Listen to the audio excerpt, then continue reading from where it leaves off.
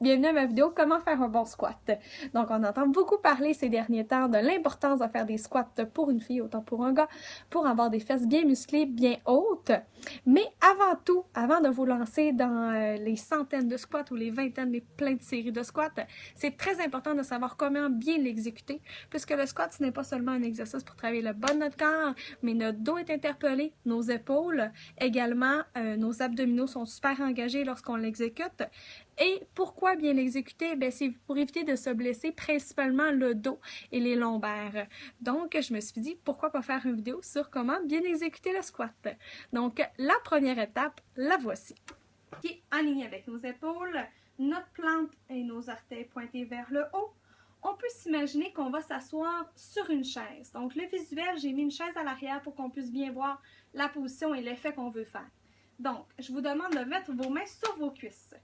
En descendant vers la chaise, on va glisser nos mains comme ceci, tout en allant vers l'arrière, on n'oublie pas les orteils, de sorte que nos coudes vont toucher les genoux. Donc, je retire ma chaise, j'ai bien compris le mouvement. Donc, je descends tranquillement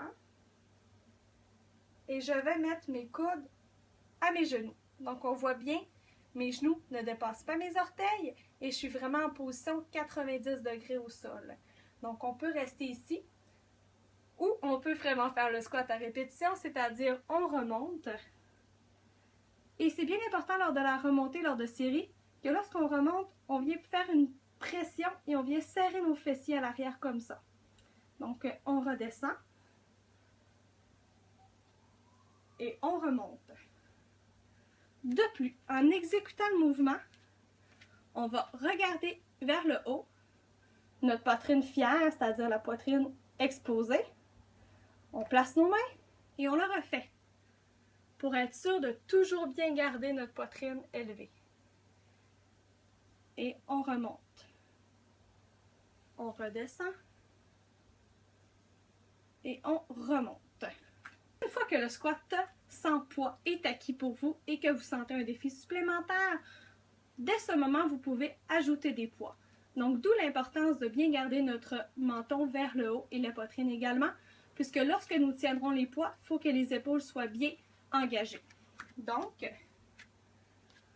on prend nos poids, on lève notre menton, on replace nos pieds, les orteils pointés, et on descend.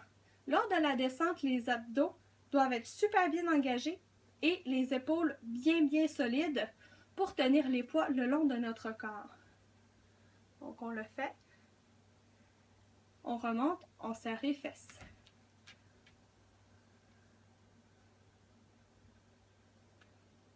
Et voilà. Également, si après avoir fait des squats ou une série durant un exercice et vous ressentez une douleur dans le bas du dos, ça pourrait signifier que votre bas du dos n'est pas assez renforcé. Voici donc deux exercices qui vont vous permettre d'avoir un bas du dos fort et éviter ainsi les douleurs ou les blessures lorsqu'on exécute le squat. Donc, le premier mouvement, il est assez simple, donc c'est la levée du fessier vers le haut. Donc, on se couche bien sur le tapis. On s'assure que notre bas du dos est vraiment ne fait qu'un avec le plancher. Et on fait simplement lever nos fesses comme ceci, vers le haut. On s'assure toujours bien de contracter juste ici et de serrer les fesses comme ça.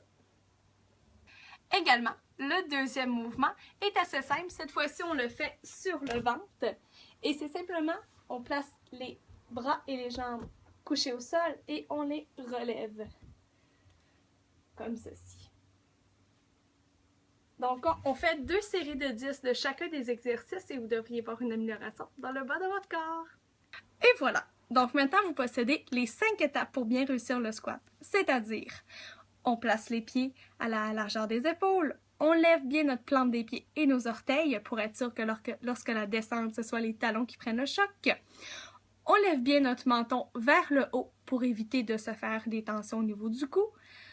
On met notre poitrine fière, c'est-à-dire sortie, ce qui permet d'engager les épaules et on fait une descente contrôlée vers l'arrière en maintenant notre dos le plus droit possible, mais lorsqu'on sait qu'on s'assoit sur une chaise, le mouvement se fait naturellement. Si vous avez des questions, n'hésitez pas à me le demander en commentaire, ça va me faire plaisir de vous répondre. Sachez que j'ai appris ces techniques-là avec des professionnels de l'entraînement. Donc, j'ai fait simplement mettre en application et visuellement parlant ce que j'ai appris. Donc, bye bye tout le monde, merci de l'écoute du vidéo.